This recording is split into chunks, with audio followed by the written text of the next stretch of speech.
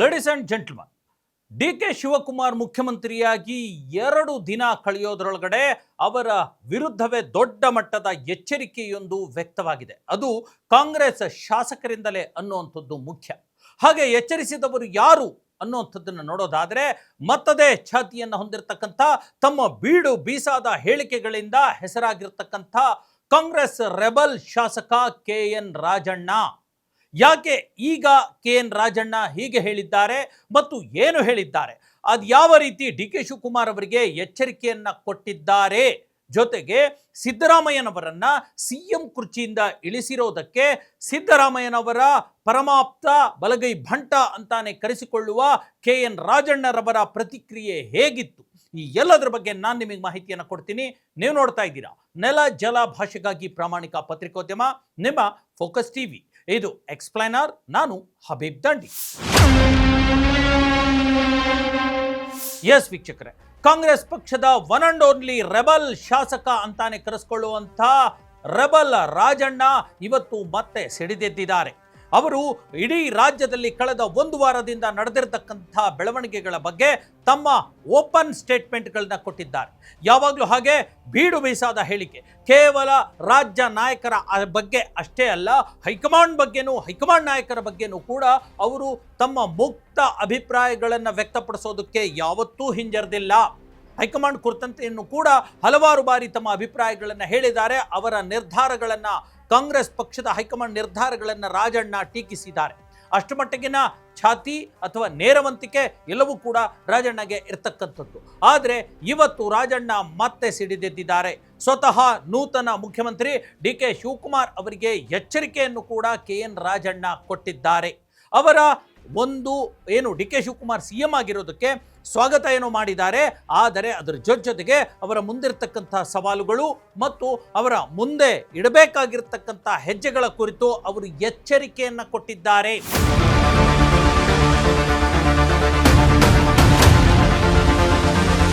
ಯಾಕೆ ರಾಜಣ್ಣ ಇಷ್ಟು ದಿನ ಸುಮ್ಮನಿದ್ರು, ಯಾಕೆ ಇವತ್ತು ಈ ರೀತಿ ಸಿಡಿದಿದ್ದಾರೆ ಅನ್ನುವಂಥ ಪ್ರಶ್ನೆ ನಿಮ್ಮಲ್ಲಿ ಇರಬಹುದು. ನಮ್ಗೆಲ್ರಿಗೂ ಕೂಡ ಗೊತ್ತಿರೋ ಹಾಗೆ, ಮುಖ್ಯಮಂತ್ರಿಯಾಗಿ ಸಿದ್ದರಾಮಯ್ಯನವರು ಬದಲಾಗ್ತಾರೆ ಅಥವಾ ಮುಖ್ಯಮಂತ್ರಿ ಸ್ಥಾನ, ಸಚಿವ ಸಂಪುಟ ವಿಸ್ತರಣೆಯಾಗುತ್ತೆ ಅನ್ನುವಂಥ ಚರ್ಚೆಗಳು ನಡೀತಾ ಇರುವಾಗಲೇ, ಅಂದರೆ ಸುಮಾರು 8-10 ದಿನಗಳ ಹಿಂದೆ ಕೆ.ಎನ್. ರಾಜಣ್ಣ ಅಮೆರಿಕಕ್ಕೆ ಪ್ರವಾಸ ಹೊರಟು ಬಿಟ್ಟರು. ಯಾವಾಗ ಕಾಂಗ್ರೆಸ್ ಹೈಕಮಾಂಡ್ ಸಿಎಂ ಸಿದ್ದರಾಮಯ್ಯನವರನ್ನ ಮತ್ತು ಆಗ ಡಿ.ಸಿ.ಎಂ ಆಗಿದ್ದ ಡಿ.ಕೆ. ಶಿವಕುಮಾರ್ ಅವರನ್ನ, ಕಾಂಗ್ರೆಸ್ ನಾಯಕರನ್ನ ದೆಹಲಿಗೆ ಆಹ್ವಾನ ಮಾಡ್ತೋ, ಅದರ 1-2 ದಿನ ಹಿಂದೆಯೇ ಕೆ.ಎನ್. ರಾಜಣ್ಣ ಅಮೆರಿಕಾಗೆ ಟೂರ್ ಹೊರಟು ಬಿಟ್ಟರು. ಆ ಹಂತದಲ್ಲೂ ಕೂಡ ಅವರು ತಮ್ಮ ಬೀಡು ಬೀಸಾದ ಸ್ಟೇಟ್ಮೆಂಟ್ಗಳನ್ನ ಕೊಟ್ಟು ಹೋಗಿದ್ರು.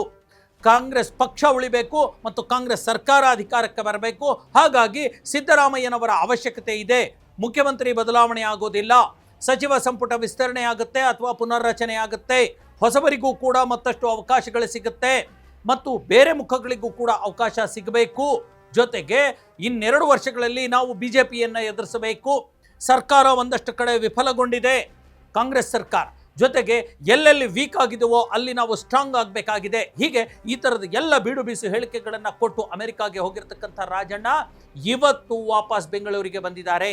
ರಾಜ್ಯದಲ್ಲಿ ನಡೆದಿರ್ತಕ್ಕಂಥ ಎಲ್ಲ ವಿದ್ಯಮಾನಗಳು ಅವ್ರಿಗೆ ಗೊತ್ತಾಗಿರಬಹುದು, ಆದರೆ ಅವರು ಪ್ರತಿಕ್ರಿಯೆ ಕೊಡಲಿಕ್ಕೆ ಬೆಂಗಳೂರಿನಲ್ಲಿ, ರಾಜ್ಯದಲ್ಲಿ ಇರಲಿಲ್ಲ. ಇವತ್ತು ಬಂದು ಮೊದಲ ಬಾರಿಯೇ ಬೆಂಗಳೂರಲ್ಲಿ ಕಾಲಿಡುತ್ತಿದ್ದ ಹಾಗೆಯೇ ಮಾಧ್ಯಮದವರ ಎದುರುಗಡೆ ಎದುರಾಬದರಾಗಿದ್ದಾರೆ. ಜೊತೆಗೆ ಸಿಎಂ ಆಗಿ ಸಿದ್ದರಾಮಯ್ಯನವರು ಅವರು ಹೋದಾಗ ಇದ್ರು, ಬಂದಾಗ ಡಿ.ಕೆ. ಶಿವಕುಮಾರ್ ಅವರು ಸಿಎಂ ಆಗಿ ಬದಲಾಗಿರ್ತಕ್ಕಂಥದ್ದು ಅವರಿಗೆ ಆಶ್ಚರ್ಯ ತರಿಸಿದೆ. ಅವರ ಮೊದಲ ಸ್ಟೇಟ್ಮೆಂಟ್ ಏನಿತ್ತು ಗೊತ್ತಾ, ಸಿದ್ದರಾಮಯ್ಯನವರನ್ನ ಮುಖ್ಯಮಂತ್ರಿ ಸ್ಥಾನದಿಂದ ಬದಲಾಯಿಸ್ತಾರೆ ಅಂತ ನಾನು ಅಂದುಕೊಂಡಿರಲಿಲ್ಲ, ನನಗೆ ನಂಬಿಕೆ ಇರಲಿಲ್ಲ ಅನ್ನುವಂಥ ಮಾತನ್ನ ಹೇಳ್ತಿದ್ದಾರೆ. ಅದರ ಅರ್ಥ ಸಿದ್ದರಾಮಯ್ಯ ಬದಲಾಗ್ತಾರೆ ಅನ್ನುವಂಥ ನಿರೀಕ್ಷೆಯಲ್ಲಿ ಅವರು ಇರಲೇ ಇಲ್ಲ, ಹಾಗಾಗಿ ಅನ್ನುವಂಥದ್ದು. ಹಾಗಾಗಿ ಈಗ ಡಿ.ಕೆ. ಶಿವಕುಮಾರ್ ಬಗ್ಗೆ ಅವರು ಬಹಳ ದೊಡ್ಡ ಮಟ್ಟದ ಮಾತುಗಳನ್ನು ಹೇಳ್ತಾ ಇರ್ತಕ್ಕಂಥದ್ದು.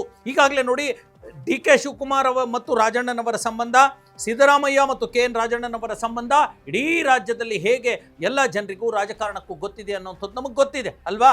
ಕೆ.ಎನ್. ರಾಜಣ್ಣ ಸಿದ್ದರಾಮಯ್ಯನವರ ಪರಮಾಪ್ತರು ಮತ್ತು ಅವರ ಆಪ್ತ ಶಾಸಕರು. ಅವರಿಗಾಗಿ ಯಾವುದೇ ರೀತಿಯ, ನೋಡಿ ಮೊನ್ನೆ ಕಳೆದ ತಿಂಗಳು ತುಮಕೂರಿನಲ್ಲಿ ಒಂದು ಸಾಧನಾ ಸಮಾವೇಶ ನಡೀತಲ್ಲ, ಮೇ 20ಕ್ಕೆ ಕಾಂಗ್ರೆಸ್ ಸರ್ಕಾರದ 3 ವರ್ಷಗಳ ಸಾಧನಾ ಸಮಾವೇಶಕ್ಕೆ, ಅಲ್ಲಿ ಪರಮೇಶ್ವರ್ ಅವರಿಗೆ ಹೆಗಲಿಗೆ ಹೆಗಲು ಕೊಟ್ಟು ದುಡಿದವರು ಕೆ.ಎನ್. ರಾಜಣ್ಣ. ಯಾವಾಗಲೂ ಕೂಡ ಸಿದ್ದರಾಮಯ್ಯನವರ ಬೆನ್ನಿಗೆ ನಿಲ್ಲುವಂಥ ಅವರ ಆಪ್ತ ಬಳಗದ KN ರಾಜಣ್ಣ ಅದೇ ತರಹದ ಬೀಡು ಬೀಸು ಹೇಳಿಕೆಗಳನ್ನು ಕೂಡ ಕೊಡ್ತಾ ಬರ್ತಾ ಇದ್ರು.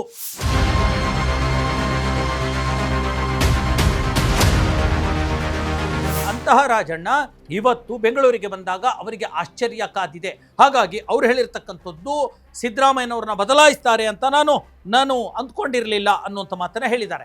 ಯಾವಾಗ ಇದು ರಾಜಣ್ಣ ಮತ್ತು ಸಿದ್ದರಾಮಯ್ಯನವರ ಬಾಂಧವ್ಯ ಆದರೆ, ಈತ ಕಡೆ DK ಶಿವಕುಮಾರ್ ಮತ್ತು ರಾಜಣ್ಣನವರ ಬಾಂಧವ್ಯ ಎಣ್ಣೆ ಸೀಗೆಕಾಯಿ ಅಂತದ್ದು.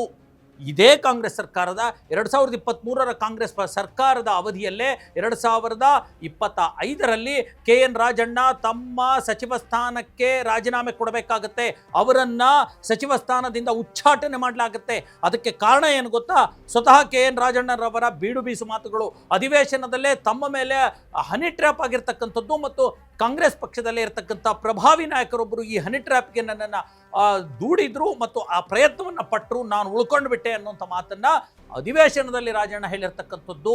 ಅದು ದೊಡ್ಡ ಮಟ್ಟದ ಚರ್ಚೆಗೆ ಕಾರಣವಾಗಿತ್ತು ಮತ್ತು ಕಾಂಗ್ರೆಸ್ ಪಕ್ಷದಲ್ಲಿ ಅಂತಹ ನಾಯಕರು ಯಾರು ಅನ್ನುವಂಥದ್ದು, ಆ ಮಹಾನಾಯಕರು ಯಾರು ಅನ್ನುವಂಥದ್ದು ಗೊತ್ತಿದೆ ಅನ್ನುವಂಥ ಮಾತನ್ನ ಯಾವುದೋ ಒಬ್ಬ ನಾಯಕರನ್ನ, ಈಗ ಪ್ರಮುಖ ಹುದ್ದೆಯಲ್ಲಿ ಕೂತಿರ್ತಕ್ಕಂಥ ಅದೇ ನಾಯಕರನ್ನ ಇಂಡೈರೆಕ್ಟ್ ಆಗಿ ಹಲವಾರು ಬಾರಿ ರಾಜಣ್ಣ ಟೀಕೆ ವ್ಯಕ್ತಪಡಿಸಿದ್ರು.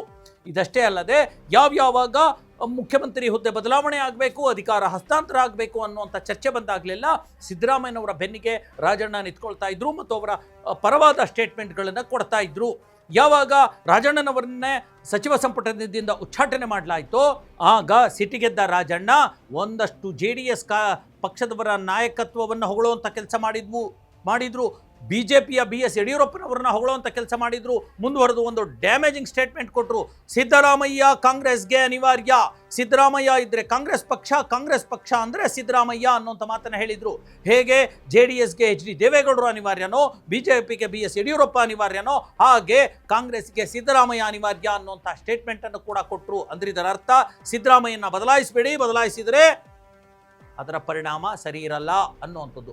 ಈ ಹಂತದಲ್ಲಿ ರಾಜಣ್ಣ ಒಂದು ಮಾತನ್ನ ಹೇಳಿದ್ರು. ಇವತ್ತು ಬಹಳ ಪ್ರಮುಖವಾಗಿ ಸರ್ಕಾರದ ಬಗ್ಗೆ ಈಗ ಆಗ್ಬಿಟ್ಟಿದೆ, ಹೈಕಮಾಂಡ್ ತೀರ್ಮಾನ ಆಗ್ಬಿಟ್ಟಿದೆ, ಹಾಗಾಗಿ ಸರ್ಕಾರದ ಎದುರು ದೊಡ್ಡ ದೊಡ್ಡ ಸವಾಲುಗಳಿದ್ದಾವೆ ಅನ್ನುವಂಥ ಒಂದು ಮಾತನ್ನು ಹೇಳಿದ್ರು. ಹಾಗಾಗಿ ಅಫೆಕ್ಸ್ ಬ್ಯಾಂಕ್ ಒಂದು ಪ್ರಕರಣ ಜರುಗಿತು ಕೇವಲ ಕೆಲವೇ ತಿಂಗಳ ಹಿಂದೆ. ಸ್ವತಃ DK ಶಿವಕುಮಾರ್ ರಾಜಣ್ಣನವರ ಮನೆಗೆ ಹೋಗಿ ಅಫೆಕ್ಸ್ ಬ್ಯಾಂಕ್ ಅಧ್ಯಕ್ಷ ಸ್ಥಾನದ ಕುರಿತಂತೆ ತಮ್ಮ ಒಂದು ಆಪ್ತ ರವಿಯವರ MLC ರವಿಯವರ ಆಯ್ಕೆಗೆ ಕುರಿತಂತೆ ಇದೇ ರಾಜಣ್ಣ ಜೊತೆ ಡಿಸ್ಕಷನ್ ಮಾಡಿದರು. ರಾಜಣ್ಣ ಸುತಾರಾಮ್ ಒಪ್ಪಲಿಲ್ಲ. DK ಶಿವಕುಮಾರ್ ಜೊತೆ ಮಾತನಾಡಿ ನಂತರ ಮರುಕ್ಷಣವೇ ಮಾಧ್ಯಮದವರು ಎದುರು ಬಂದು ನಾನಿಂಥವಕ್ಕೆಲ್ಲ ಬಗ್ಗಲ್ಲ, ನಾನಿದೆಲ್ಲ ಮರ್ಜಿ ಆಗಲ್ಲ, ರಾಜಿ ಆಗಲ್ಲ ಅನ್ನುವಂಥ ಮಾತನ್ನು ಹೇಳಿದರು. ಇವತ್ತು ಮತ್ತೆ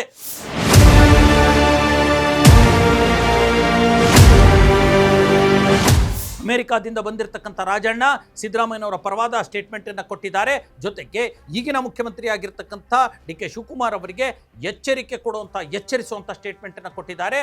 ಹೇಗೋ ರಾಜ್ಯ ಸರ್ಕಾರ ಹೊಸ ಮುಖ್ಯಮಂತ್ರಿ 6 ಪ್ರಮುಖ ಯೋಜನೆಗಳನ್ನು ಮುಖ್ಯಮಂತ್ರಿ ಆದ ತಕ್ಷಣ ಘೋಷಣೆ ಮಾಡಿದ್ದಾರೆ ಅಲ್ವಾ, ಅದು ಅಷ್ಟು ಈಸಿ ಅಲ್ಲ ಇಂಪ್ಲಿಮೆಂಟ್ ಮಾಡೋದು, ಅದನ್ನು ಅನುಷ್ಠಾನಗೊಳಿಸೋದು ಅಷ್ಟು ಈಸಿ ಅಲ್ಲ.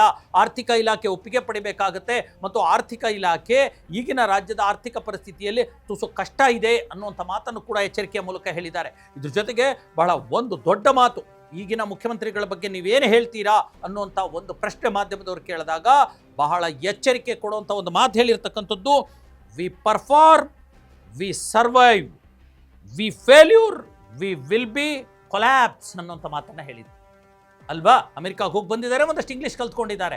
ನಾವು ಅಂದರೆ ಮುಖ್ಯಮಂತ್ರಿಗಳಿಗೆ ಹೇಳ್ತಾ ಇರ್ತಕ್ಕಂಥದ್ದು, ಒಂದು ವೇಳೆ DK ಶಿವಕುಮಾರ್ ಅವರು ಸರಿಯಾಗಿ ಪರ್ಫಾರ್ಮ್ ಮಾಡಿದ್ರೆ ನಾವು ಸರ್ವೈವ್ ಆಗ್ತೀವಿ, ಉಳಿಲಿಕ್ಕೆ ಸಾಧ್ಯ.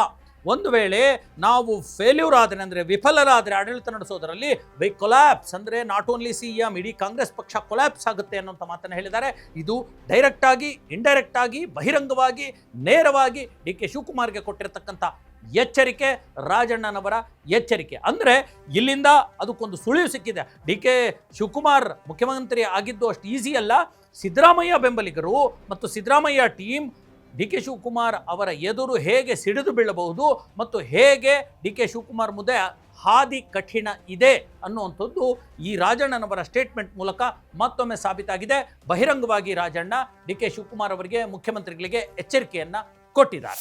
ವೀಕ್ಷಕರು, ಇದಾಗಿತ್ತು ಇವತ್ತಿನ ಎಕ್ಸ್ಪ್ಲೇನರ್. ಮುಂದಿನ ಮತ್ತೊಂದು ವಿಚಾರದೊಂದಿಗೆ ಮತ್ತೆ ಬರ್ತೀನಿ. ಅಲ್ಲಿವರೆಗೂ ನೋಡ್ತಾ ಇರಿ ಫೋಕಸ್ TV.